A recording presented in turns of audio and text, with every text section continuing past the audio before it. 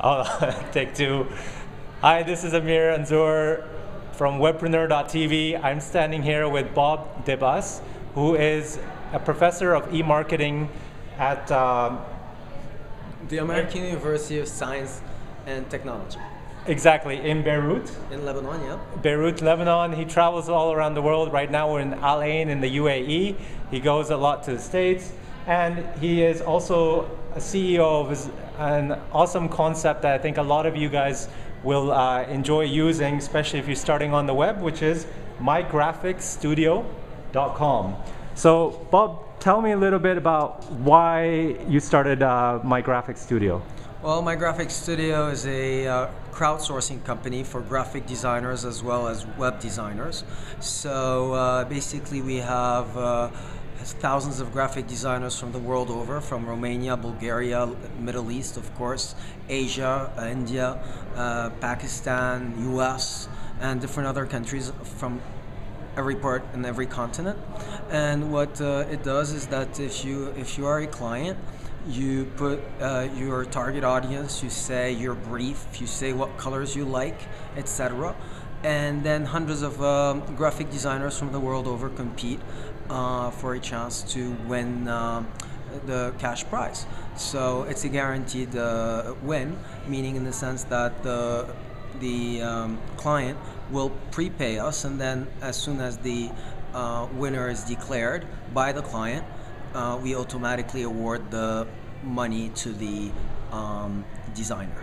Okay, awesome. So firstly, what is crowdsourcing for those that might not know? Crowdsourcing is basically instead of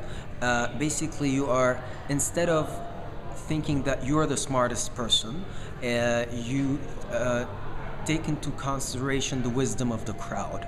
So it's not only based on graphic design and web design, it could be based on everything else. So I just applied it to graphic design and web design. It could be applied to, for example, it's being applied now crowdsourcing for funding, for microfinancing, it's being applied to microloaning, etc. So it could be applied to any concept. It's a huge trend right now in the world. You could crowdsource ideas as well. So it's a very it's the newest trend right now, and it started, I would say, in 2009, 2010, and it picked up in 2011, 2012. It will be big, huge.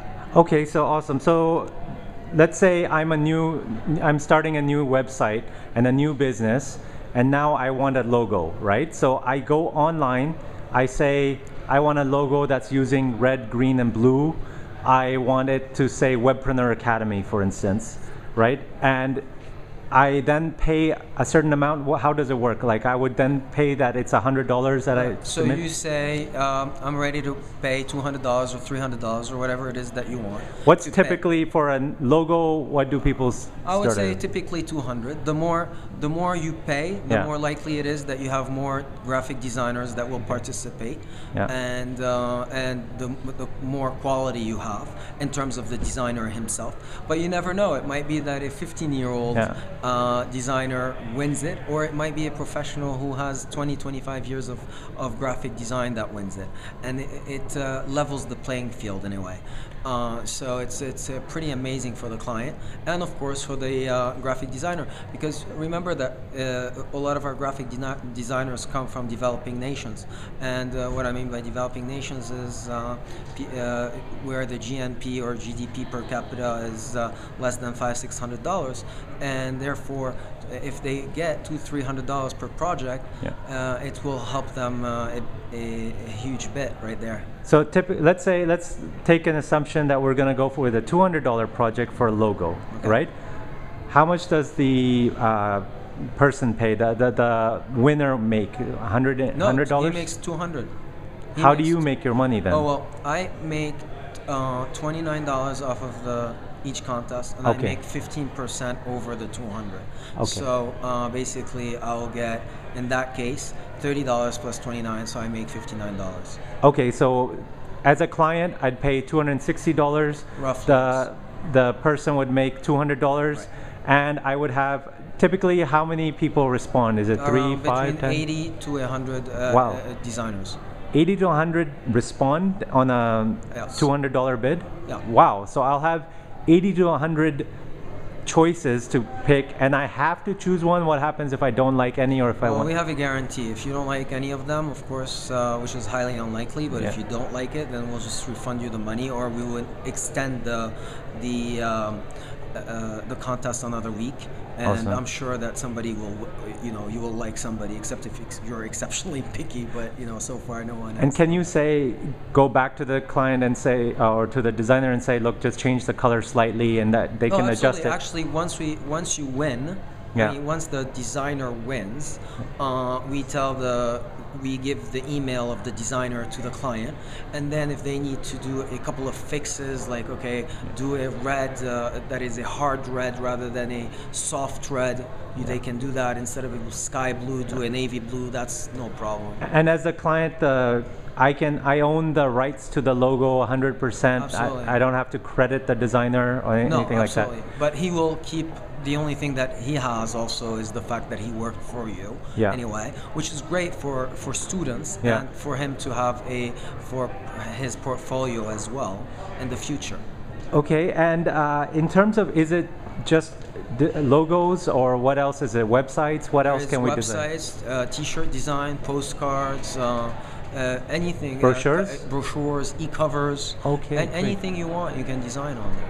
Okay, and do you have tips for people that are looking to crowdsource or outsource using your company, what they should put in the description? Like, what should the client ask for? Like the colors to use? Well, first, I would say the first thing is for him to know the target audience, meaning who is gonna be buying the product from him.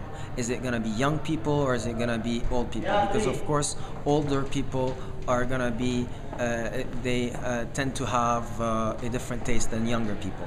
Another thing that they want to know is try not to use too many colors.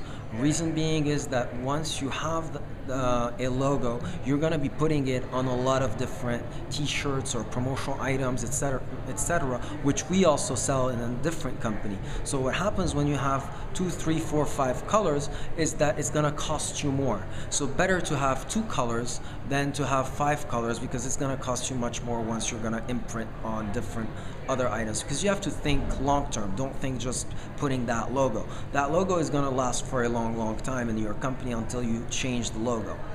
I would say remember the different meanings of color. In a sense, for example, red is loud, okay? Blue is soft as a color. Orange is very trendy. So each one is for a different audience. So these are the typical, I would say, tips that I would give to a client. Of course, we are here to help them, of course. And let's say if someone is a designer, right, and they want to become a better designer, how can they learn and improve their skills? Is there books to read or courses they can Absolutely. go in? There are plenty of books to read. I mean, there are books done, I'm just giving an example, Photoshop for Dummies. It depends what they want to learn, but there are plenty of books that are out there for graphic designers, and there are a lot of YouTube videos for graphic designers as well. Let us not forget that a lot of designers maybe don't have time to read, and they want to watch a video on how to design, but some do want to read and want to see a actual book. And there are lots of good, excellent blogs as well out there that for graphic designers. Awesome. And I really like the fact that you're using crowdsourcing as a business model. What do you think about crowdsourcing in other industries? You see it picking up more and more. What are some good examples of crowdsourcing that you're going to predict in the future? I mean, if I have to say, the poster child of the crowdsourcing was Threadless, which I don't know if you've heard of Threadless, but it's a T-shirt company, and they ask their crowd to basically to design a t-shirt, and then the crowd also picks the best design of a t-shirt, and that is when they will start designing 1,000 t-shirts at a time, or 5,000 runs. And so and they sell them within 24 hours or whatever it takes for them to sell that t-shirt. And it's a great model. It's a very good business model. Crowdsourcing of also, for example, restaurants. Now in Lebanon, there was a new bar called My Bar that has been crowdsourced by funds online. So basically, people gave $1,000 here, $500 here, $5,000 here, $2,000 here, all of them putting money together, and each one had a percentage of the whole total bar. So that's another form of crowdsourcing. So a lot of different things are happening right now in the crowdsourcing industry, and as I said, it's just beginning. It's 2011, and I would say between today and 2013 we shall see a lot of competitors, and we shall see a lot of new ideas being used by crowdsourcers. Awesome. And you are a professor of e-marketing at a university in Beirut, and also you have 6 startups or businesses that you're running yourself. Like, what do you think about teaching and having your own businesses? Is it that you're getting a lot of good talent from the youth as well?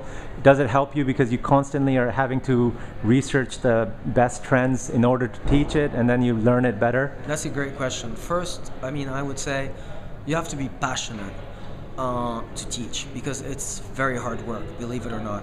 I've been teaching since '94, so this is not my first time teaching. But it's very important to give back to society, and I do believe that by teaching you're giving back something to society. So for me, teaching is not what I will get out of it from a monetary reward, but more of an intrinsic reward, in the sense that I am helping build human capital. So in Lebanon, for example, yes, absolutely, I try to take the best talent at my university and employ them in my company. But you know, that's not the reason why I will be teaching. I'm teaching because I truly want to make, I hope to make 1,000 millionaires by the end of 2020 in Lebanon, using the internet or using social media, or etc. And I hope those thousands come from due to me having trust them somehow in their lives, inspired them, because it's all about inspiration. You never know how you inspire someone. I mean, it might be that one of your viewers today is being inspired by what I have to say, and that's all what I have to give that. It's inspiration, because we were all inspired. I'm sure you were inspired by somebody. I was inspired by some of my professors and by some leaders, and so it's very important to be passionate about what you're gonna do, to love what you do. Otherwise, it's gonna be a job, and the worst thing to have is a job. And the most important thing is to sleep at night and still be on fire while you're about to go to bed, and can't wait to wake up in the morning and saying to yourself, wow, this is a brand new day. I can't wait to grab this world. Awesome stuff. You also travel a lot to the US, right? And so you're seeing the world of internet on the United States and the world of internet in the Middle East. What do you think is the difference, and what can we do to improve it in this region as well? Well, you know, it's quite fascinating. One of the questions that I asked on the midterm exam actually is to my students is the digital divide. So what is the digital divide? The digital divide basically is the fact that there are the percentage of users, of internet users in the Middle East and Africa and sub-Saharan Africa, and of course in different other parts of the world, is much lower than developed countries such as Sweden, Finland, Norway, and the US and Canada and Australia. And so this, it gives these users a disadvantage, or the populations at large a disadvantage, first of all. Second, connectivity, in the sense that the people it's very hard to upload a video and download a video. A 3-minute video upload it takes us around maybe an hour, if not more, just about an hour to upload it. So, so it takes us. It's a way of censorship, if you will, to upload 3 minutes of video or download 3 minutes of video. It takes me an hour to download. So it's very tough for us to watch videos from abroad. So that's another. This is in Beirut? This is in Beirut, and it's a lot in other places. Now, I have to give credit to the government that they went 3G. And so we are going 3.9G actually. Yeah. So yes, there will be better, faster service. The other thing is the cost of internet. The cost of internet is exceptionally high as a GMP per capita, as well as simply it is high also. So as compared to the world. But also this is not only in Lebanon, I'm talking about throughout the Arab world, throughout the basically developing nations. And that's a problem that we are all facing. And of course, it's a problem that we need to leapfrog, if you will, the technology and move forward in order for us to catch up to the US, because otherwise we'll all stay stagnant. Awesome. Because we have talent. Yeah. The talent is there. Talent is there. That's not the problem. It's just opening the opportunities for the talented kids, students who are 16, 17, 15, 20, 19, whatever, 22. 70% of the Arab population is under 18 years old. 70% of it. Okay? So we need to educate these children that basically, this is my motto to the world, that peace or war, actually, war is in the mind of the individual, and peace is in the mind of the individual, and that's where it should be sown. It should be sown in the mind of the individual with technology, with empowering technology and empowering women. Women should be empowered in the Middle East and the Arab world as well. Great stuff. And you are seeing, what are some of your students getting up to? What kind of startups and things that we can maybe mention on video that people can check out? What kind of ideas are coming out that you've seen? I would say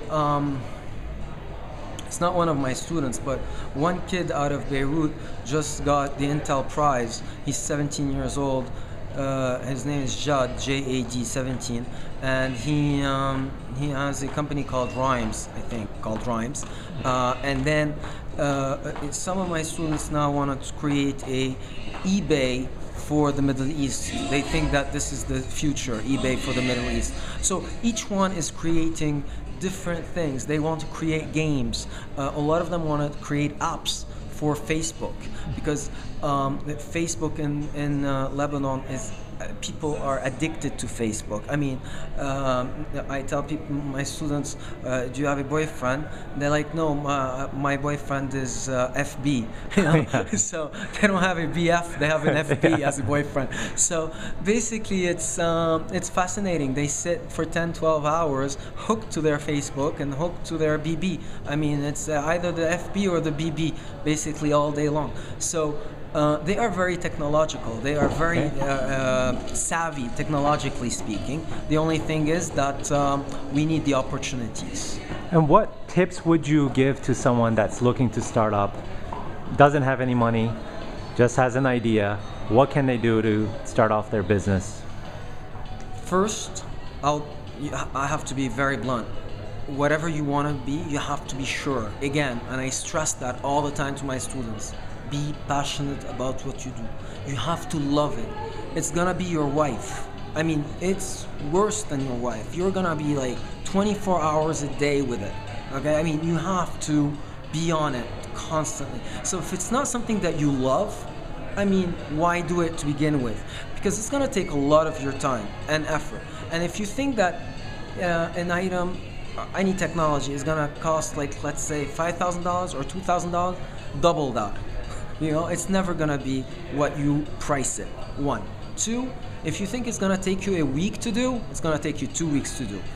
Whether I'm talking about technology-wise, if you're talking about tasks, yes. I mean, if you're speedy, then that's fine. And delegate authority. You have to know what to do and what not to do. That's very important, because some people don't.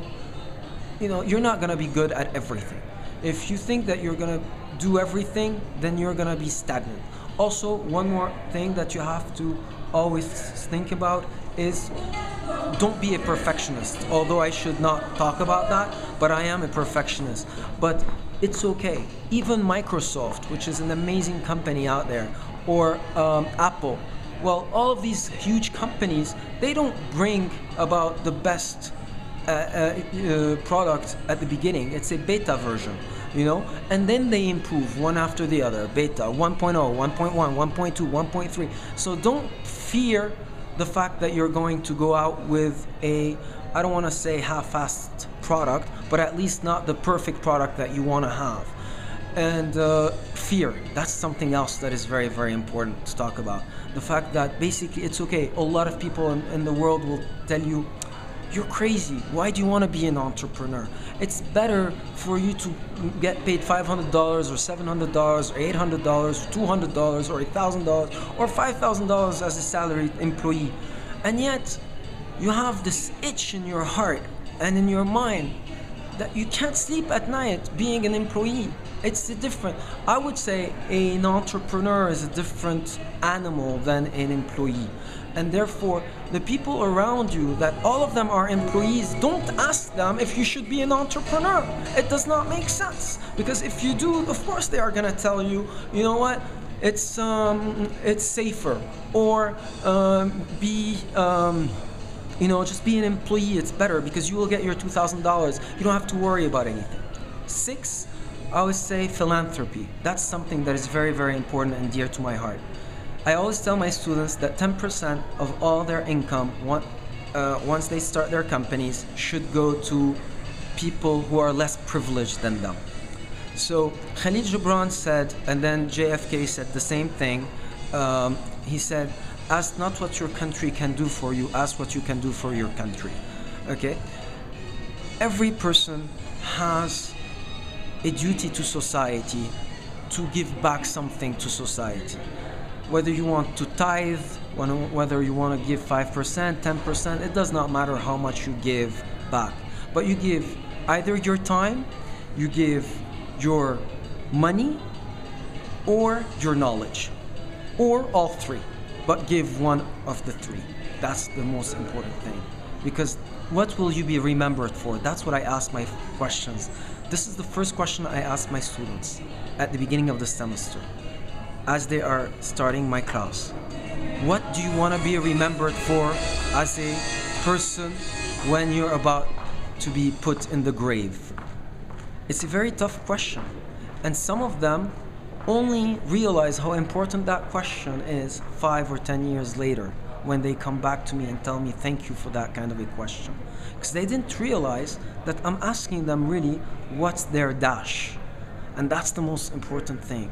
Because once you know what you are ready to die for, you can live. What is it that you want to be remembered? It's very important to know why are you in this world? For what purpose?